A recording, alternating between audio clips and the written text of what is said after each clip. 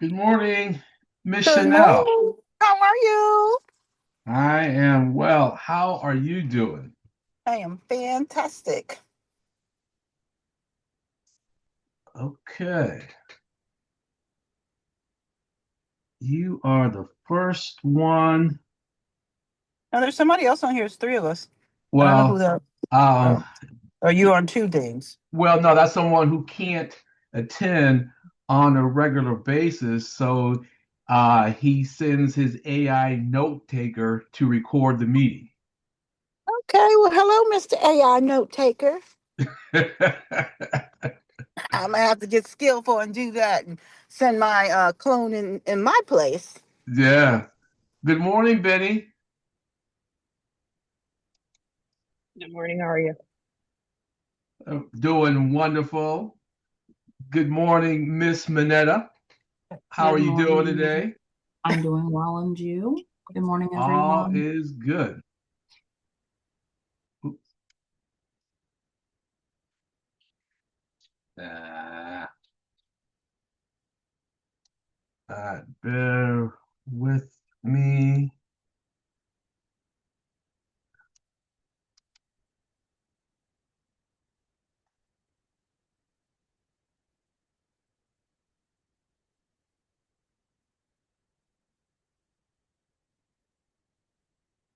Okay.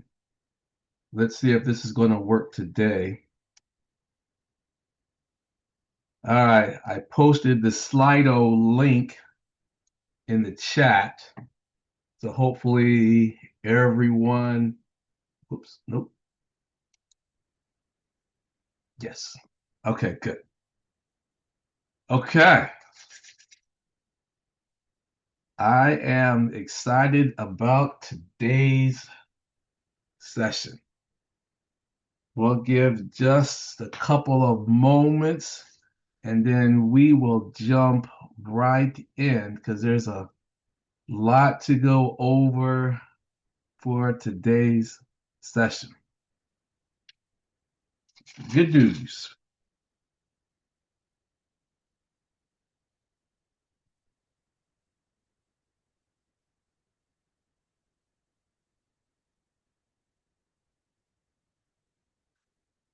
Okay.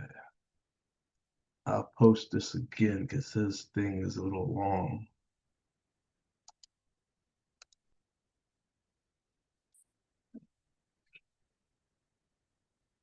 Okay. All right. It is about 9:03. Oh, Miss Wright is getting ready to join us. So she comes right on in.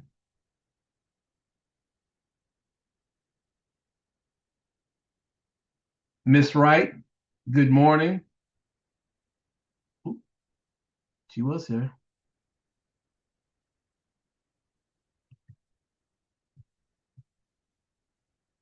Okay, she'll probably come back in.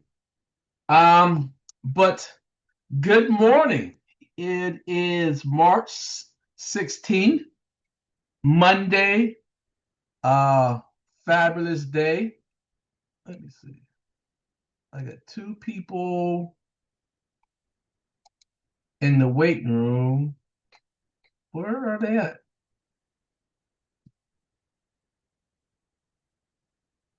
Hold on. Oh, here they are. Admit all. Now I see them.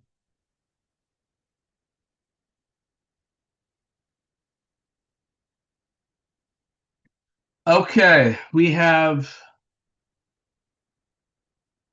Kim join up and curious who is on the iPhone?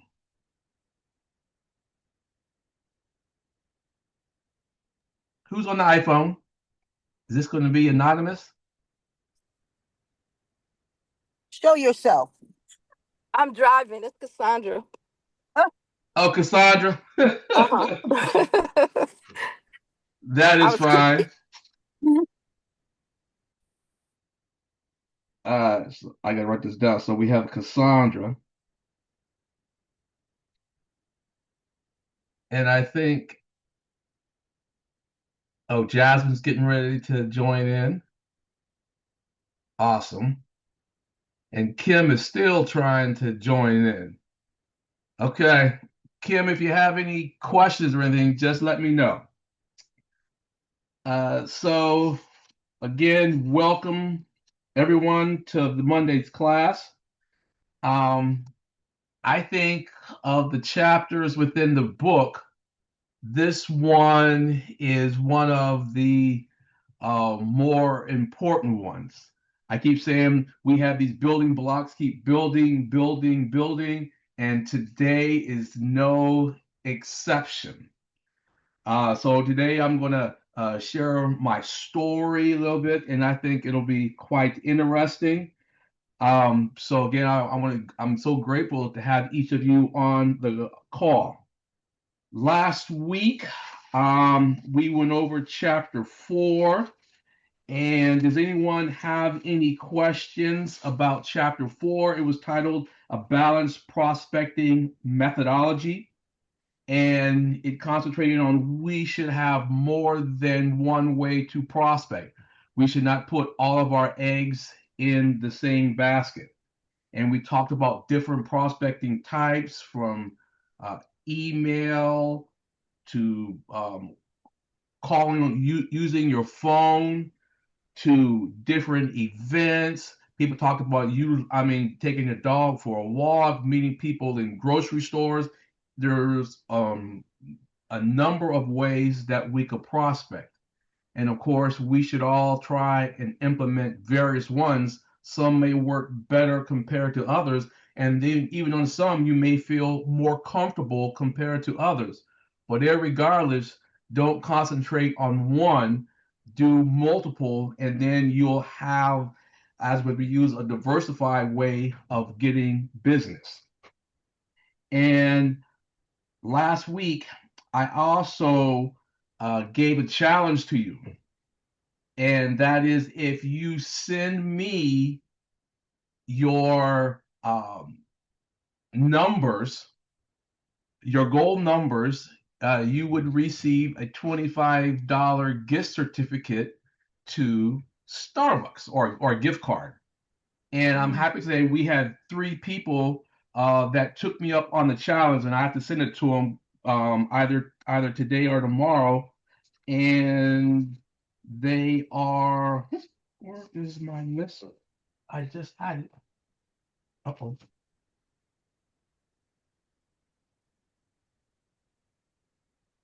Uh-oh. You see me scramble. If you saw my thing, oh, here it is. I had Jasmine, Sherry, and Benny. Thank you uh, for uh, taking me up on my offer. And I will follow through and send you that gift certificate.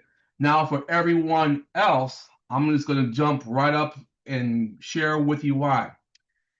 Chapter 6, which is next week's lesson that we're going to go over, is titled Know Your Numbers. Now, do you see why I've been asking everyone to know your numbers, know your numbers, know your numbers?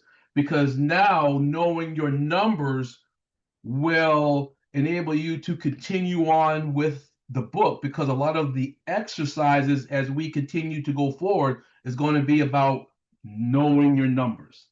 So it's still not too late to complete that realtor calculator that I sent out. It is very easy, but it is critically important because we need to know how many leads that we need to develop so that we'll know what the next step is to ensure that we have enough leads coming into our pipeline so that we can have a successful year, because that's what prospecting is all about. Any questions? Okay. Now here comes the part that I have been looking forward to. We're going to do the Slido poll, and again, it's 3 questions. So let me go ahead and share my screen.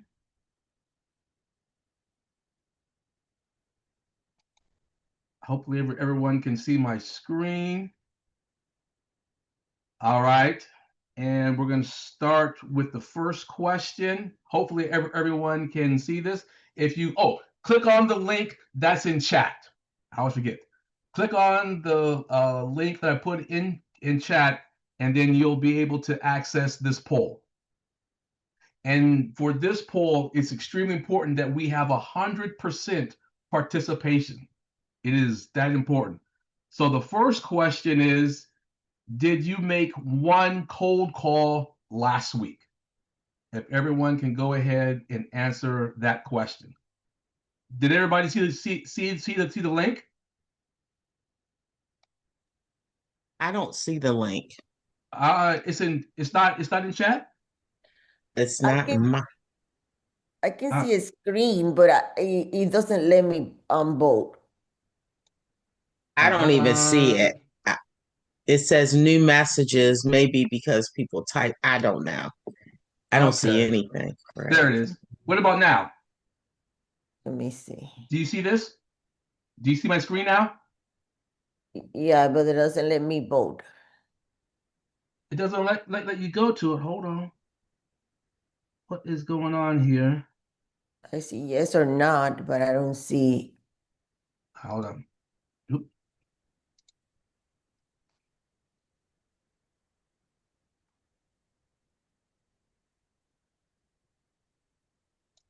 Stop share. All right, let's try this one more time. All right, I will do this one more time. All right, I'm going to repost it, the link back in chat. And let's try this one more time. I see the link. Okay, now it You works. see it now? Yes. All right, now now I get the fun part. Hold on. Try this one more time on my end. All right, now my screen is up.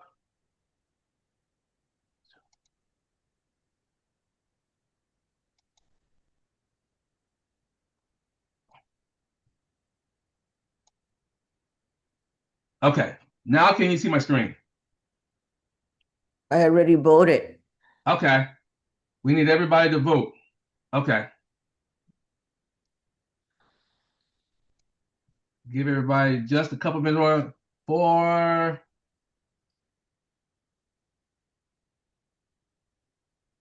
There's more than 4 of us on this call. Let's go ahead. Because the best part about when you answer this poll, believe it or not, I don't even know. Yeah, I don't even know who makes it. 5. Here we go. Now we're getting some numbers. We got 5. Okay. All right.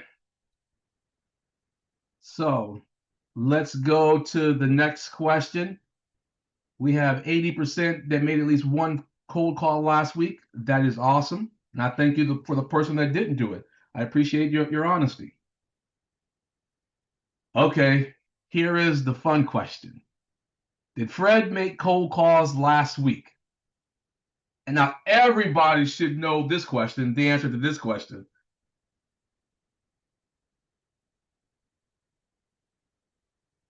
All right, we got 3 people answering. If we can get at least back up to 6.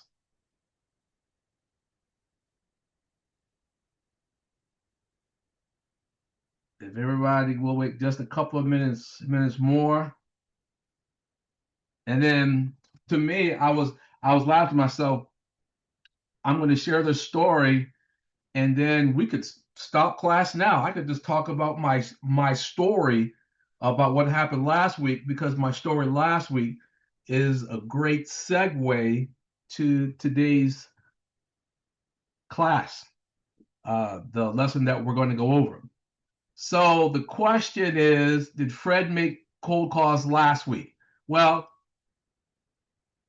the answer is yes. Now, How do you know that Fred made a, and this is open to anyone. How do you know that I made cold calls last week? How do you know?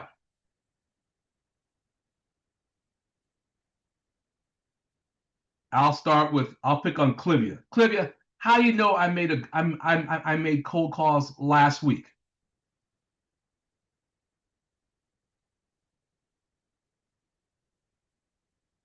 Clivia, do you want to answer? Yes, I was muted. How do you know I made Because cold calls? I spoke with you last week, and then you're cheating because you count us as a cold call too. Well, that was one reason, but there was another reason why. Because Because you we didn't want to come to the meeting without having your calls made because you didn't make them the last week. Chanel, believe it or not, you are partially correct. You really are. Let me share my story. Last week was a very good week. I had a lot of activity.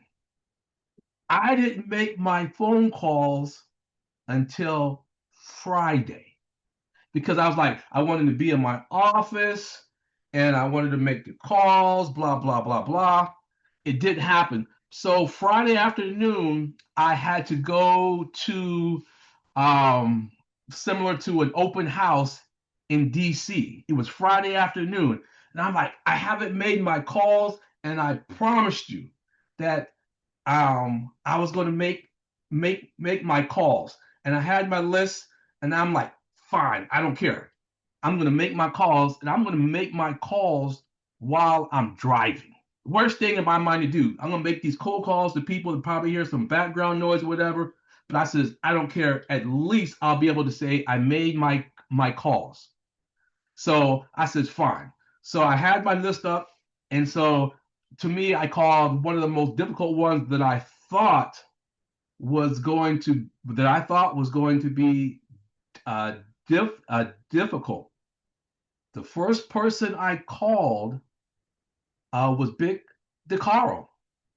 I says, in my mind, I'm like, she's not going to pick up. She's just busy doing something. I'm going to get a voice message, and I'll leave a message, blah, blah, blah. I called, and on the second ring, she picked up. And I says, okay. And so I shared with her who I was. And then I was like, do you remember who I am? And this is everything I'm telling you is exactly how it happened. And she was like, "Are you a realtor with EXP?" And I'm like, "No." I said, "We have spoken previously," and I said, "I'm um I'm tall, dark, and handsome." And she was like, "Oh my!" Because she didn't know what to expect. So we started laughing. And then I shared with her, I'm a mortgage loan officer, and I shared with her how I'm leading this session on a weekly basis. And I invited her because I know she's real big on prospecting. And I asked her if she wouldn't mind coming in and being a guest speaker and talk about prospecting for about 15 minutes. And she said, sure, not a problem. But she says it's probably going to have to be several weeks away. And I was like, that is fine. And then I shared with her how this class is 23 weeks and how we meet every Monday from 9 until 10 a.m. And her response was, oh my. And then she started asking questions regarding the makeup of the people that attend this class. She really wanted to know who was taking this class for me for 23 weeks. I didn't quite understand why she was asking that question. And then her exact words, she said, well, Fred, you may have called at the perfect time. And I said, okay. And then she went on and started sharing with me about this conference she's having on Wednesday called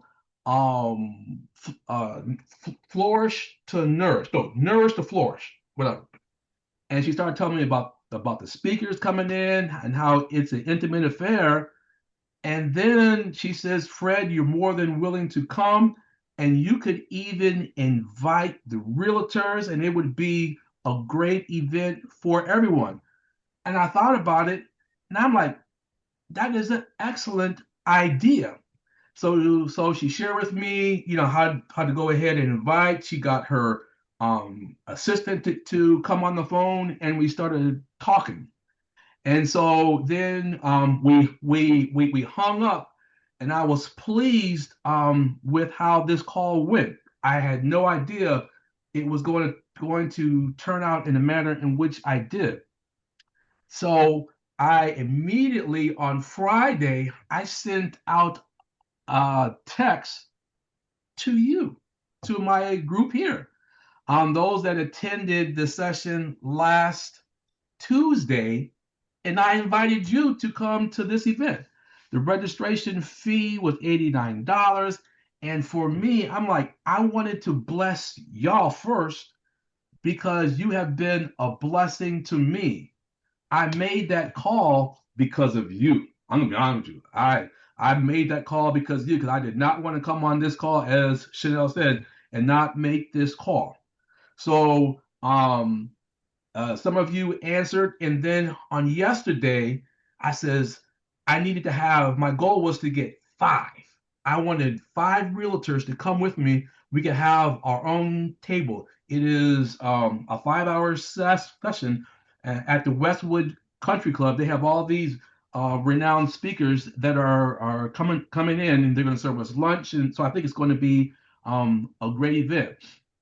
So what I did for about an hour to an hour and a half, I just copied and sent out these texts, messages to about 60 realtors.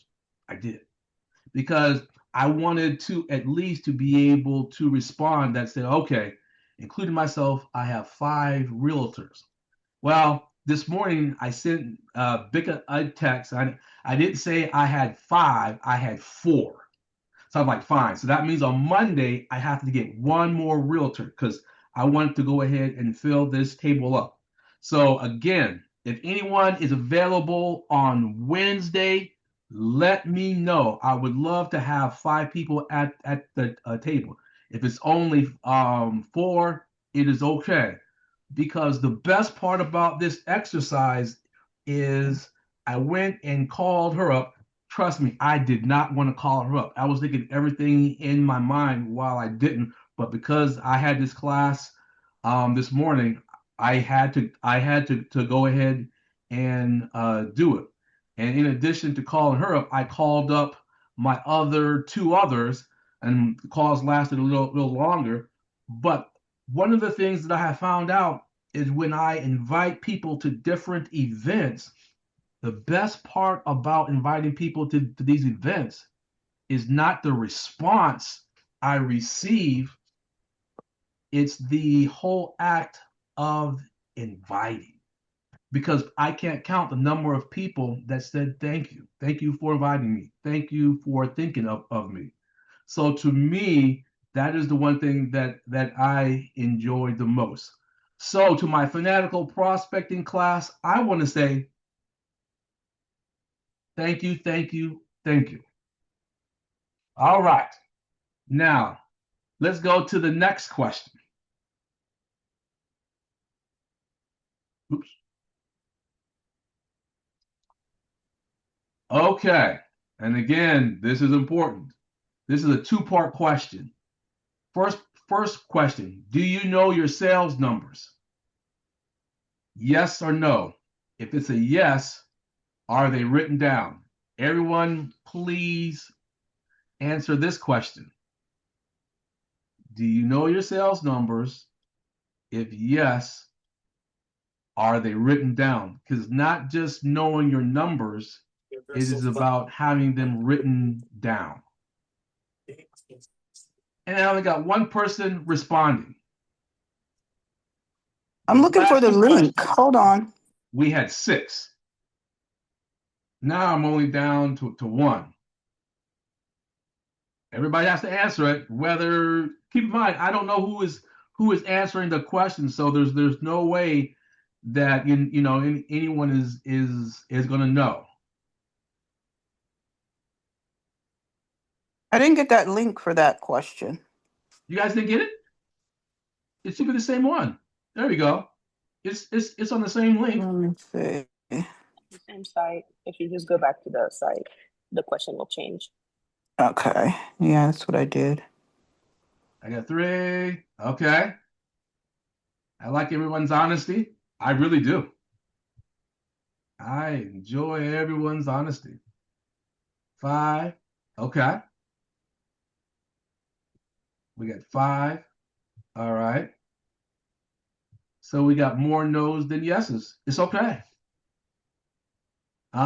Because I'm gonna be honest with you. I knew my numbers, but they weren't written down because I knew I was gonna ask this question this morning. So I had to make certain mine were written down. And we don't have time to today, I don't believe, but I don't have access. But next week, Fred's gonna share his numbers. Fred's numbers are written down in a similar manner in which you're supposed to write down your numbers. So I'm going to share my numbers. I'm going to show you my production numbers. Share my production numbers. Well, I'm going to show you my production goals. I'll make it easier. Share my production goals, and then eventually I'll start sharing you my production numbers, and I'll let you see my leads as well, and I'll even share my leads for 2026. What I've done so far. Okay. All right. Awesome. Any questions regarding the poll questions? All right. Now,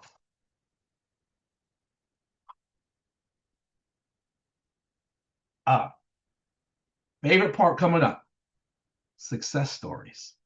Does anyone have any success stories of making calls last week? I shared mine. Does anyone else have a success story that they may want to share? Anyone?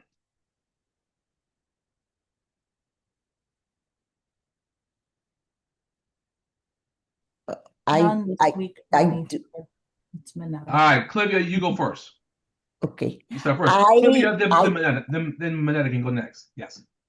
I made a phone call, cold call, and so the person was telling me that she changed her mind. She was looking for a commercial space, but that she still have plans to do other things. So we were talking friendly, and then we just ended the call. She texted me last week inviting me to a art exhibition. And that was 2 days ago. So I go to the art exhibition, and it happens to be in a dentistry office. She said, look, I told you that I was something coming up, but she didn't know exactly if that was going to happen. That's why she didn't invite me at the moment. How did she introduce me? Oh, she's my friend. She's a realtor. If you need anything, you can get to her. I gave away like 15 business cards just from the cold call. And it was all about making that phone call. Correct. Now, was that one of your cold calls? Yes. Very good. That's an excellent story. Yes, I couldn't believe it. Very good. Yeah. Manetta, you were going to say something. Yeah, I was just going to say I wasn't able to answer the other poll. I don't know what was going on with my computer, but I did not make any calls, so I do not have any success. Oh my goodness. Calls this week. Well, I appreciated your honesty. Thank you so much. It's all good. It is all good.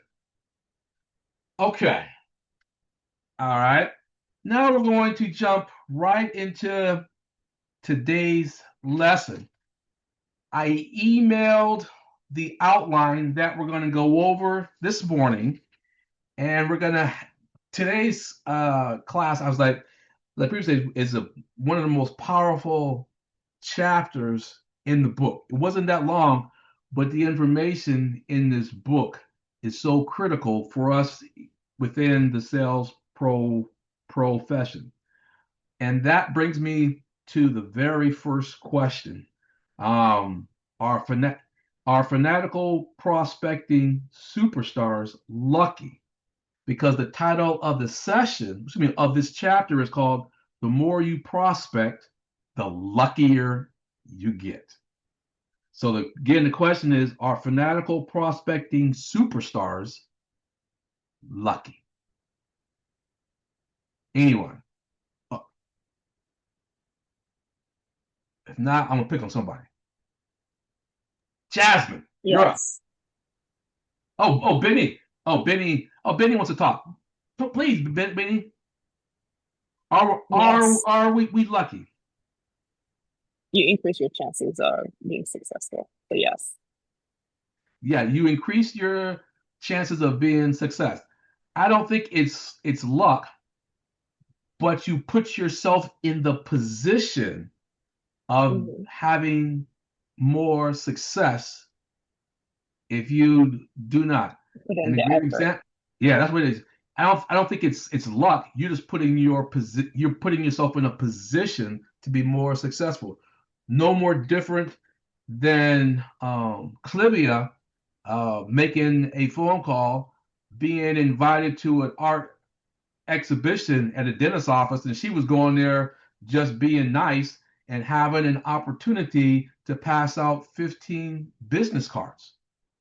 I guess it's no more different from me just making a cold call and not knowing what's going to happen and inviting my goal to invite 5 realtors, and we're going to have a wonderful time meeting other people. And to me, the best part about this for me, I may not ever be able to work with one of Big's clients. That's not important. The important thing now is she knows who Fred Wilson is. When I send her text now, she responds. So that is something that over time, I think is only going to grow. And then as we go through some of the other sections of the session, you're going to understand why. So now I was going to pick on. Did Jasmine leave? She did. I hope she comes back. Okay. Um, and then the next question is, now I thought this was quite interesting. Top sales professionals spend as much as 80% of their time prospecting and on qualifying activities. 80% of their time. So that means 20% of their time is just doing administrative work. To get to the point where you are spending 80% of your time on prospecting activities, it doesn't happen overnight. It can take years. You're going to have to develop a team, because if we develop a team to take care of the non-income generating activities, it will help us to spend more time on prospecting. Now, as realtors, and I think the majority might have it in place, what is one of the activities that a lot of realtors are not doing so that they can spend more time bringing in additional business? What is that? Anyway, what is the one thing that realtors have somewhat um, passed on to other individuals so that they don't have to do it? It is what? Their marketing. The marketing's one, but there's a big one. You have what? Transaction coordinator. There you go. Transaction coordinator. Absolutely. A transaction coordinator. Because from the time that I receive a ratified sales contract, I get the name of a transaction coordinator. And then the realtors, they just go on. And then a lot of time, my correspondence is with the transaction coordinator. I get the weekly calls. Well, I used to get the weekly calls, but I don't get those weekly calls anymore. I have an origination coordinator that works with me so that my origination coordinator can take on the responsibilities that I have to ensure that we have all of the financial documents, we verify the employment, any issues, my origination coordinator can take care of. But to minimize the calls that I receive from transaction coordinators or realtors, my goal is to send out a weekly file update every Monday. When I do that consistently, I get no phone calls and I get no emails and no texts from the realtor side. And to me, I enjoy that because when we go to closing, everyone knows what happens and it works out fine. So again, if we do some of these activities up front, and then if we allow other people to really to be responsible for it, that means we could spend more time prospecting. Now, this chapter really deals with the next topic, the three core laws of prospecting, and this is, I think, is critical that we could spend the next couple of weeks really going more in depth on. And the three rules are universal law of need, the 30-day rule, and the law of replacement. The universal law of need is when you need something, you may not necessarily are able to obtain it because you need it. There's a statement that I wrote. Desperate people are desperate and your customers know it. Desperate people are desperate and your customers know it. When you really need a transaction to close or you need a prospect to sign a contract because you don't have any other business coming in, your pipeline is low, you have a mortgage payment due, you have a rental payment, if you're renting, your rent is due, car note, and you really are counting on that contract to go through so that you'll be able to pay your bills. And if the contract doesn't go through or if it falls out, you're devastated. And you try to call someone else, and in many cases, they can actually hear it in your voice how desperate you are to have that deal to go through with them. Most of us, when we work with a salesperson, we want to work with someone that is successful because they exude that. You just feel that they are successful and that you want to be around someone that is successful. If someone is desperate, you say, I don't want to, you just know that they're desperate. And let me give you an example coming from the lending side. When is the best time to borrow money? I'm going to pick on Kim. Kim, when is the best time to borrow money? Is a common answer. I don't know, but I would say when you really don't need it. You are 100% correct. The best time to borrow money is when you don't need it. Because when you do need it, something bad has happened, your credit has tanked, you don't have much income or whatever, and that's when you try to borrow money and you won't get it. I can't count the number of customers that have called me at the last minute because something has happened. They're trying to refinance, and we start the process, and the answer is no, because their credit is in the 500s. They don't have much income, and my heart just goes out to them. A common example for me that I shared with someone on yesterday. If you are in a W-2 job And if you are going to transition to become a realtor, and if you think that you might have a need for any type of financing, I told the person, you need to go ahead and take out a loan now. Because when you become self employed, you have to wait the magical 2 years. So and I share with them, you may not need the money now, but you may want to go ahead and take out a loan now, because if you ever do need it, you'll already have the money in hand. Because when you do need it, you won't get it. So that is the universal law of need. And this is the big one, the 30-day rule. And it took me a while to understand this, but it is true. The 30-day rule.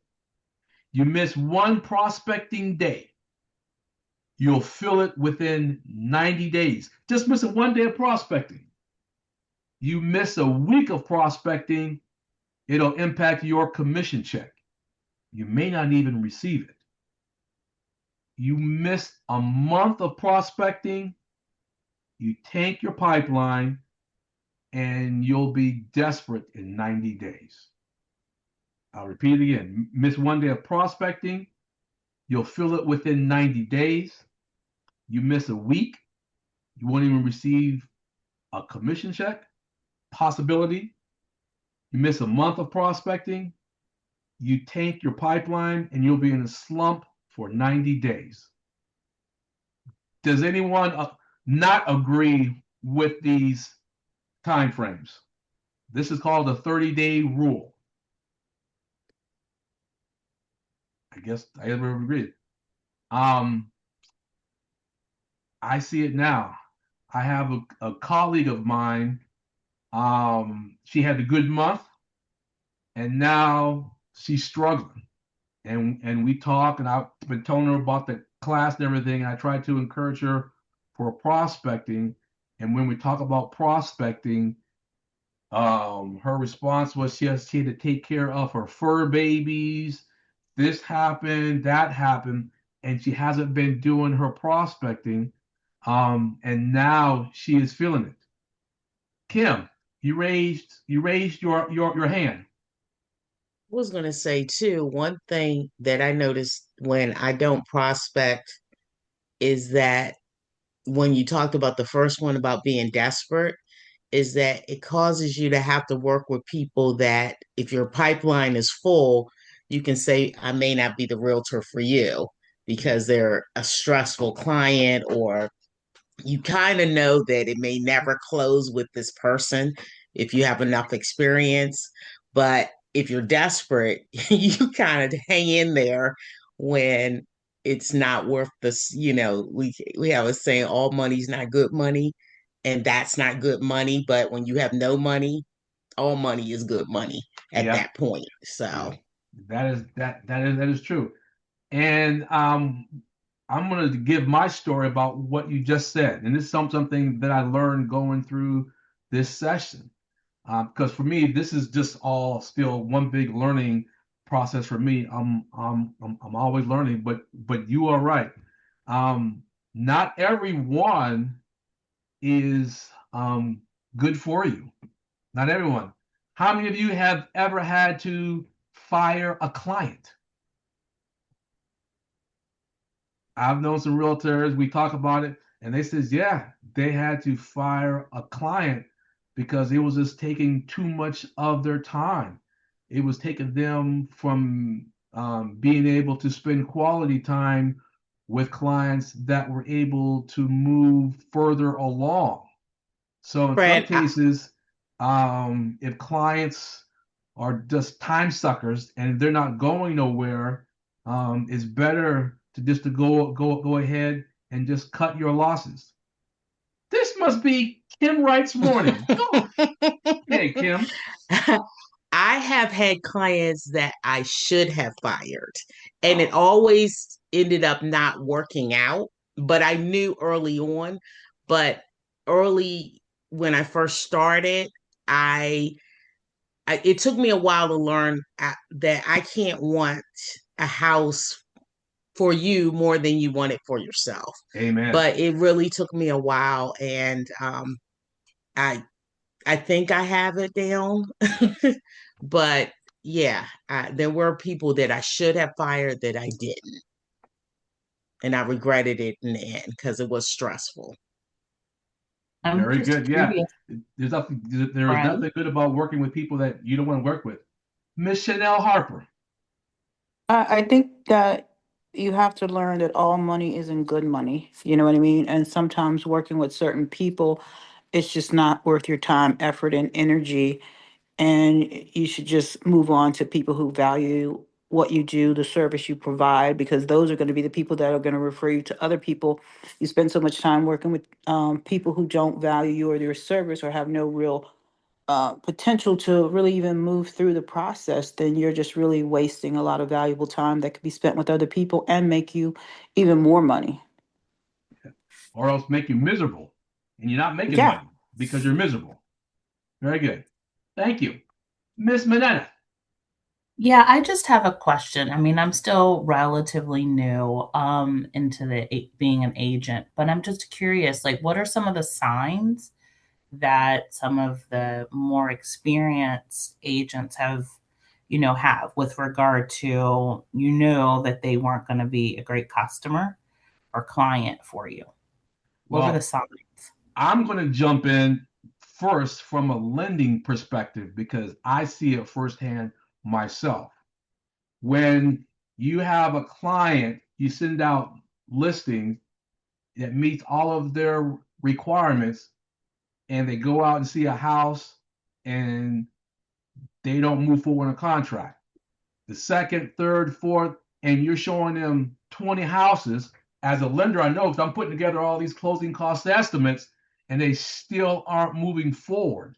And in my mind, I'm like, these people are never going to go ahead and sign a contract because for whatever reason, they're not at that point. So that's just coming from a lender's perspective of someone that you may want to cut loose. Anyone else want to go ahead and answer that question? Because that's a fabulous question. How do you know? What are the signs of someone that may not be a good client for you? Miss Kim. I don't know why I always have answers to these questions. I had a client that went under contract 3 times and never pulled the trigger. That was one. I had Wow. one that called me about 18 times when I was on vacation. That was those are my major standouts that never I never closed with either one of those two. And I was miserable. Someone who calls you 18 times while you're on vacation and they think you're not ever supposed to have one. That's another thing. When people, like Chanel said, don't value you and don't value your time at all. If there's an emergency, we're under contract, of course. And at the time, I didn't have an assistant, but 18 times is overkill. There's not that many emergencies in a transaction like that. Okay. Did I answer your question? Yeah, that was great. Thank you. Okay. All right. Now the next of the three rules really piggybacks on your question and really what we've been talking about. The law of replacement. And this is key. And this starts on page 30 to 31. And I'm going to read the example, make sure that we all understand it, because this is why knowing your numbers is so important. Becky has 30 prospects in her pipeline. Her closing percentage is 10%. She closes one deal. How many prospects remain in her pipeline? I'll read it one more time. Becky has 30 prospects in her pipeline. Her closing percentage is 10%. She closes one deal. How many prospects remain in her pipeline? Well, let's break it down. 30, 27? excuse me? 27? No. Okay. 30 prospects in the pipeline. Her closing percentage is 10%. That means she closes 1 out of every 10. So she has 20. Very good. She only has 20. Because what we're saying is for every one transaction that you close, you're going to get rid of 10. So that means you have to find another 10 new prospects. That's how it works. So if you have 30 prospects in your pipeline, if your closing percentage is 10%, so that means every time you close one transaction, you got to find 10 new prospects to make up for that. Is everyone clear on that? That is so important. That's why knowing your numbers is so important. What is your closing per percentage? If someone says your closing percentage is at 70%, I'm going to be like, whoa, are you certain? That is very high. On average, I would say if your closing percentage can be anywhere from 10 to 30%. That's why you always are having to feed your pipeline of new leads. Now, Fred Wilson just realized something that's been critical. I probably picked this up as probably in the past 48 hours. I was going through all of my prospects, and I have prospects that I can tell you and leads from years ago. And I started noticing this trend. Fred Wilson is going after prospects and leads that he's known for, 5 years, 4 years, 3 years. And I started to see the individuals that I'm communicating with, they're not in that pipeline. All this time, I've been wasting my time. I shouldn't really be going after leads that are no more than 2 years old, max.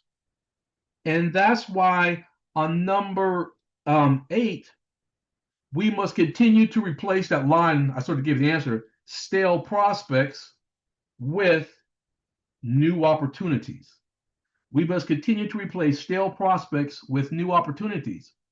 If we're trying to continue to go back into the well of work these old leads that's going nowhere, we're just wasting our time.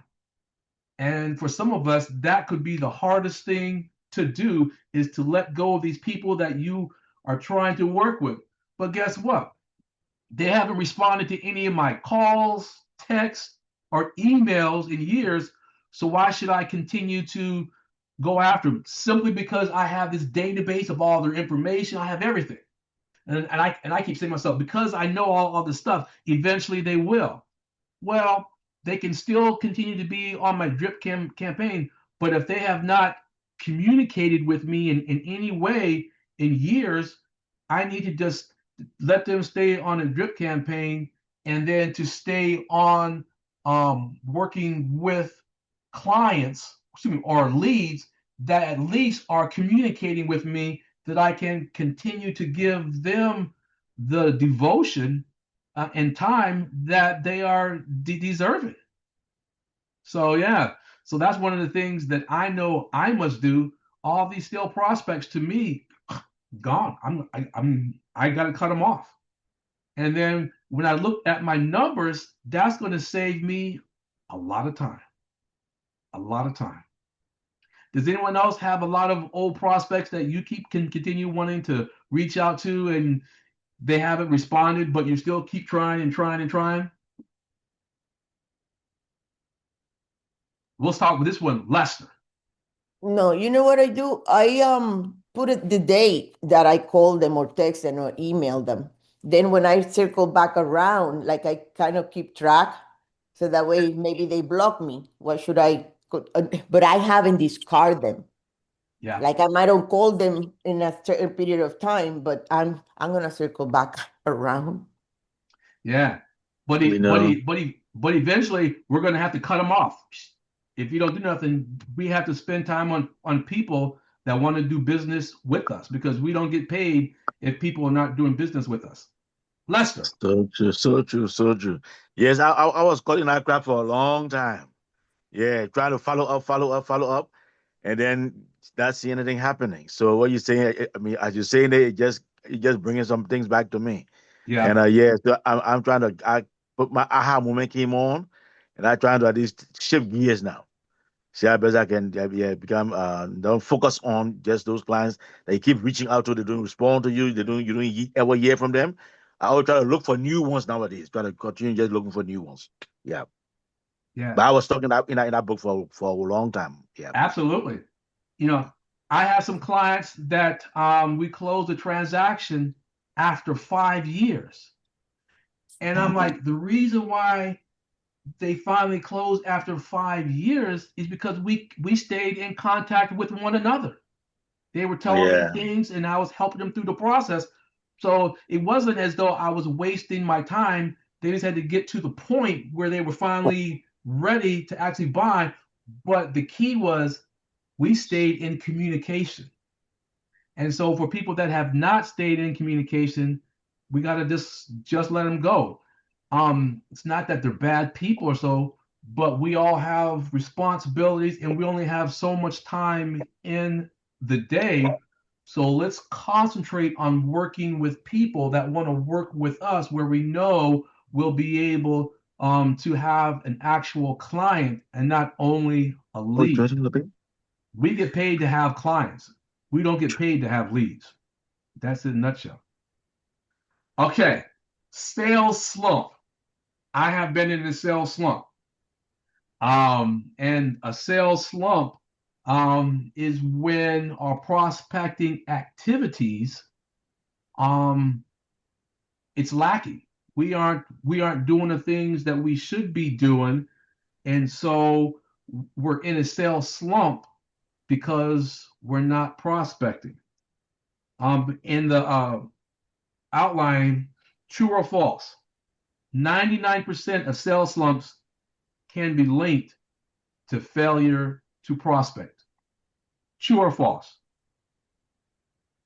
True. True. Yeah. 99% of sales slumps can be linked for us not prospecting. That's it. True. Yeah, that is it. So can it be avoided 100%? It's not based on the market. It's not based on the interest rate, not based on our broker, the price of homes, availability of homes, whatever, whatever, whatever. Not based on the I get this. president, the chairman of the Federal Reserve, whomever. It's Yep. all based upon our failure to prospect. Um, in '08 and '09, people were still buying and selling homes. We had to do a different way, but people were still in real estate, still doing well during recessions. People are still buying homes, even in the period right now during layoffs. In this area, we're still buying. People are still buying and selling homes. So, we're almost at the end of our session. We got 1 minute. We won't be able to do the motivational video. It's okay. But today's session has been awesome. So let's talk about the homework. And this is where, unfortunately, we have to have 100% participation on this one. Last Friday, when I did my cold call, I did it because of this class. I'm gonna be honest with you. That was the reason why. And so I said to myself, okay, let's see if we can't hold everyone accountable because I had to hold myself accountable to you. So in chat, I want 100% of you to write down one person who you're going to cold call. And then next week, we're going to hold you accountable. Did you call that person up? So everybody in chat, put down one name of one person who you're going to cold call. Just one name. I don't know who that person is. I don't know. But I want for us to be bold and courageous. Put that name down, and let's see if you're going to be and let's see if you're going to cold call that person.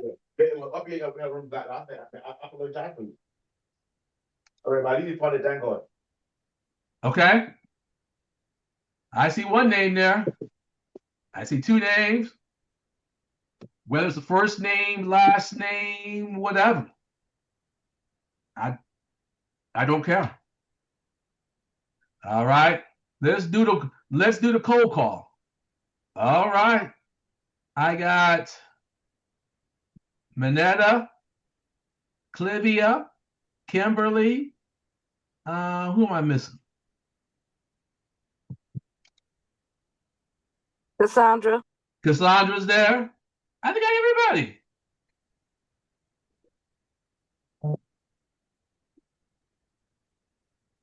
And Tabitha. All right. I got everybody. Correct? Wait. Lester. Yeah, I'm calling Yes, I'm y'all. here. I don't see no name. Look, what happened on my phone? That's why I can't have access to input. But yes, I did. All right, what is your name? First name or last name? I don't care. Come on. Give the name of the cold call. Yes. Who? Who? What's I his didn't get name? you now. What's The his person name? that I call. He's where? You said the person that I call for. Oh yeah. I want the name of the person that you're going to call, cold call. Oh.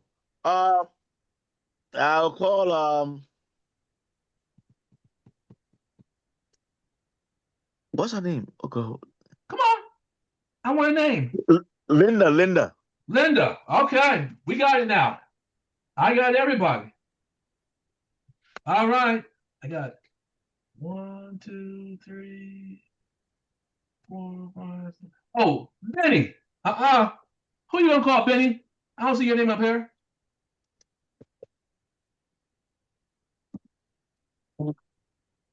Hey, Benny. Yes. Who you gonna cold call? I'm thinking of, I told you, everybody has to give a name. let me see.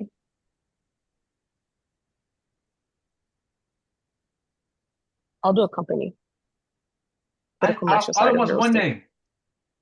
Oh, One name. First Michelle. name or last name. Doesn't make a difference.